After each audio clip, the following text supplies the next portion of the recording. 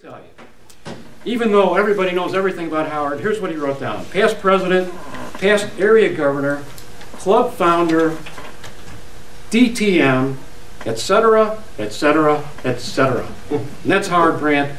Tonight the title of the speech is When You Are the Toastmaster. Please welcome Howard Brandt. Thank you, Mr. Toastmaster. Adam has already stole part of my thunder. Because when you're a Toastmaster, you should dress properly. And here we have the example of how you should dress. At least have a sport coat, tie.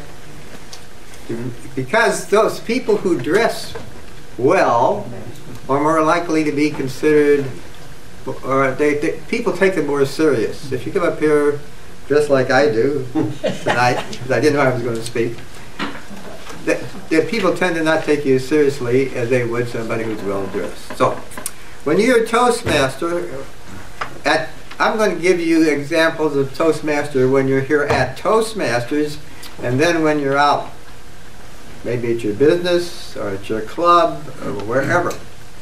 But when you're Toastmaster here, you've got a lot of responsibility, as you do when you're Toastmaster anywhere. But you need to line up all your speakers. If some of them are going to cancel out on you last minute, try to get somebody else in there to take their place. Pick somebody from out of the crowd like we've got here tonight. Get all this, the table topic person, be sure they're all set. The joke master. Talk to the general evaluator. Get the names of the people who are going to be the grammarian, the timekeepers, and so on and so forth. So you know all of those people, and you can call their names at the end of the meeting. Then you get all that done, everything's all set, you got the meeting under control, and you get up here, it's going to be relatively easy. Now that's not the case in all clubs. I've been in some clubs where you'd get to the meeting, and they'd say, well, let's see, your Toastmaster didn't show up. So why don't you be Toastmaster this evening? And then they would say, well, we don't have, only got one speaker tonight. George, why don't you speak tonight? See, and this happens. Not at this club, thank God, but this has happened. I've been in clubs like that are no longer in existence, by the way. So, you get everything lined up, and that makes your job one heck of a lot easier. Okay? So then, you get the information like Jim has done. He's going to give us a good example of how it should be done. How does the person want to be introduced? How much time do they need? Those sorts of things. And then you bring them up to the lectern. The lectern, ladies and gentlemen. This thing right here is the lectern. And I like, Jack, would you come up a minute, please? You bring the person to the lectern, who get ready to speak, you shake his hand, you get out of the way, and let him assume control of the lectern. That's the way that is done. Now, when the time comes when all the times are in, and we know who the votes are for the best speaker and the other jobs, you don't walk out here like this and say, Steve Flick, you're the best speaker of the evening. No, you don't do that. You stay behind the lectern and you tell Steve Flick to come up here because you are the best speaker of the evening. But many times I've seen some of our Toastmasters walk out around the room and pass these things out. They're to come to you, not you to go to them.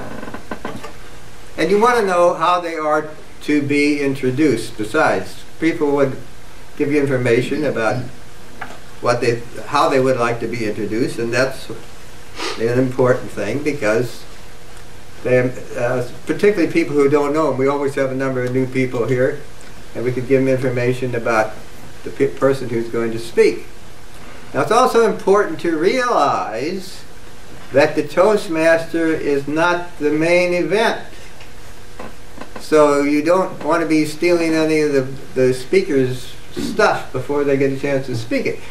Have you ever been to a meeting where the Toastmaster, Master of Ceremonies, same thing, got up and said, our speaker tonight is going to speak about the candidate for the Republican Party. Now, the candidate for the Republican Party president this year is Mitt Romney. And then on he goes about everything about Mitt Romney. And then that speaker gets up and he says, any questions? Don't step on the speaker's stuff.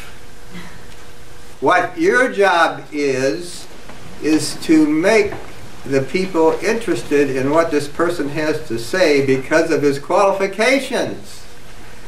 Don't get into his speech. Get into his qualifications.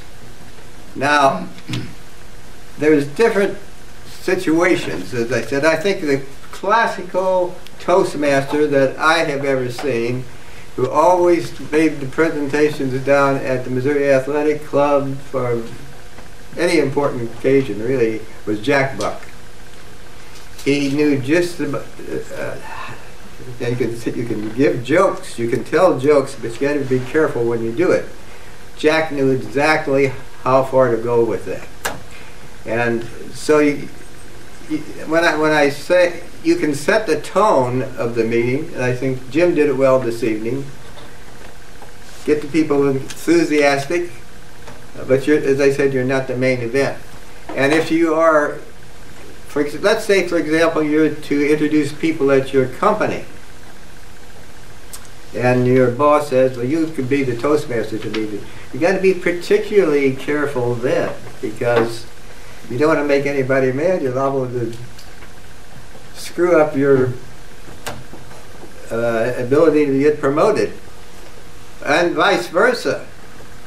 We had a guy at the Toastmasters Club in O'Fallon who was introduced the speaker that came to his particular company. He was an insurance agent, wasn't an insurance agent, he was an administrative guy in the insurance company.